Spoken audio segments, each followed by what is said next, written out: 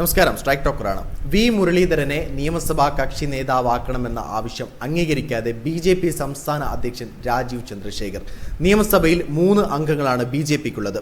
ഇതിൽ മുതിർന്ന നേതാവായ വി മുരളീധരനെ നിയമസഭാ കക്ഷി നേതാവാക്കണമെന്നായിരുന്നു കോർ കമ്മിറ്റിയിൽ ധാരണയായത്. എന്നാൽ ഇതിനെ സംസ്ഥാന അധ്യക്ഷൻ തന്നെ എതിർക്കുകയായിരുന്നു. ഇന്ന് സഭയിൽ കക്ഷി നേതാവായി സംസാരിച്ചത് രാജീവ് ചന്ദ്രശേഖർ ആയിരുന്നു. നിലവിലെ സംസ്ഥാന അധ്യക്ഷൻ രാജീവ് ചന്ദ്രശേഖർ, മുൻ അധ്യക്ഷൻ വി മുരളീധരൻ, VP ഗോപകുമാർ എന്നിവരാണ് ഇത്തവണ തെരഞ്ഞെടുപ്പിൽ വിജയിച്ചത്. സംസ്ഥാന അധ്യക്ഷനായ താൻ തന്നെ കക്ഷി നേതാവാകണമെന്ന് രാജീവ് ചന്ദ്രശേഖർ ആവശ്യപ്പെടുകയായിരുന്നു. 2 അധികാര സ്ഥാനം വരുമെന്ന വാദം ഉന്നയിച്ചാണ് രാജീവ് ചന്ദ്രശേഖറിന്റെ മറുനീക്കം. വി മുരളീധരനെ കക്ഷി നേതാവാക്കാൻ ആയിരുന്നു കോർ കമ്മിറ്റിയിലെ ഭൂരിപക്ഷ അഭിപ്രായം. ഇതിൽ മുതിർന്ന നേതാവായ വി മുരളീധരനെ നിയമസഭാ കക്ഷി നേതാവാക്കണമെന്നായിരുന്നു കോർ കമ്മിറ്റിയിൽ ധാരണയായത്.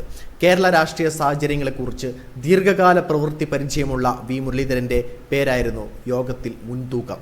ദേശീയ നേതൃത്വത്തിന്റെയും താൽപര്യം മുരളീധരനെ തന്നെയാക്കണമെന്നായിരുന്നു.